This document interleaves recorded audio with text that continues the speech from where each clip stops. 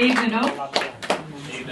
So I'm not going to come up here and be like some cliche comedian, like I'm banging on about her love life. Like, it's so boring. Like, who cares?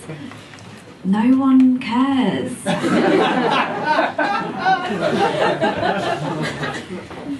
So I've been single for about 2 years now. Definitely don't feel bitter about all those loser online dates that I've been on.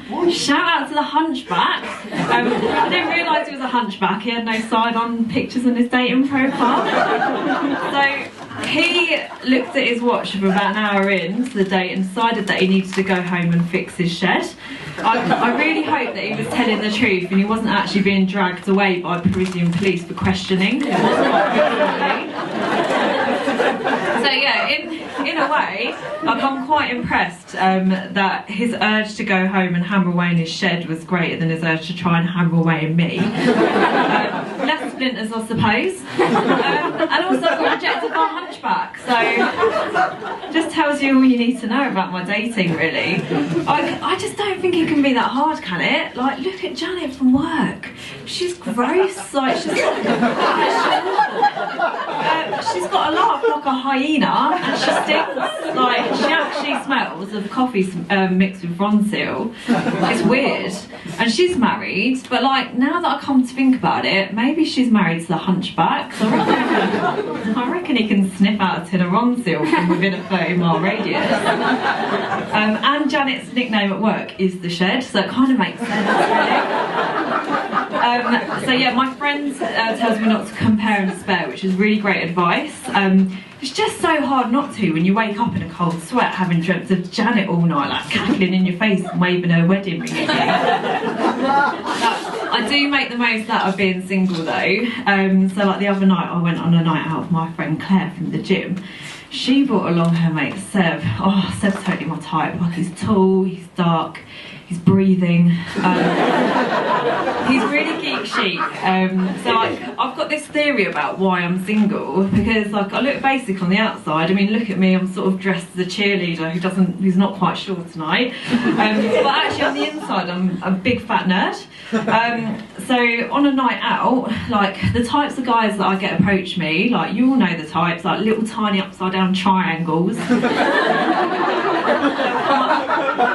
They'll come up to me and they'll be like, "Right, darling, how's your weekend going?" And I'll be like, "Yeah, it's been alright, you know, like, I've been watching a bit of Rick and Morty." And they'll go, "Oh, I think you'll find love is pronounced Ant and Deck."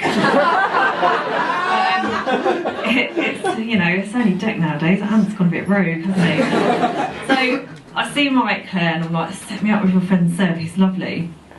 And she sort of looks me up and down and she's like, "Oh, I don't really think you're Seb's type, Carmen." And I'm like, "Oh, okay, like, what's Seb's type?" And she's like, "He likes naturally pretty girls." So,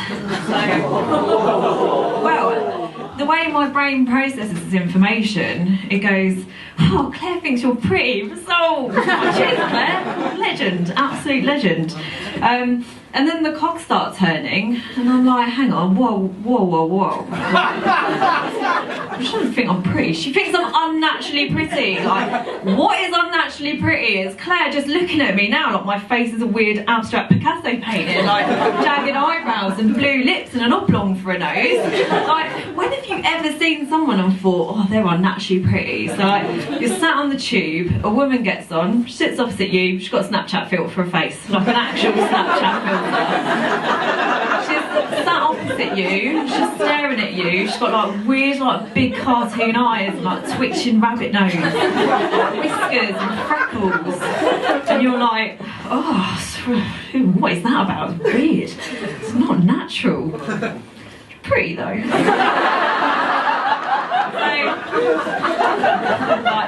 I reassure Claire and I'm like, "Honestly, Claire, like, I can do naturally pretty, like, I've just made up that night, I can do it." So she agrees to set Seb and I up. Anyway, immediately head to Mac, like, I need some help with this naturally pretty business, like, you know, I can't do it myself. So walk in there, this beautiful being with more makeup on than a circus clown floats over to me. And he says, all right, I'm Dave, how can I help? So now I'm wondering if Dave's naturally pretty underneath all that makeup, whilst at the same time trying not to compare and despair because he's so fit. Tell Dave why I'm there, and I'm like, can you help? He looks at me and he's like, well, I can definitely do something about those tiny pigeon eyes, but I'm not sure about them thin lips of yours. Tried lip fillers. No, Dave, like, you're missing the point, Dave. Like, lip fillers aren't natural, are they? Anyway, he does his best, and I skip off to the date with huge natural winged eyes. So, the date goes so well, guys. Like, it's the best date I've had in ages. Like, me and Sarah get on like a house on fire, non-stop talking. But after a few hours, like, he picks up his coat and he's like, oh, Carmen, I've had like a really good night, but I have to go. So I feel a bit disappointed, you know. I'm like, can you not just stay for another? And he's like, I would, but my wife gets really upset when I get in late. Hands me his phone, shows me a picture. It's fucking Janet from work. Like, he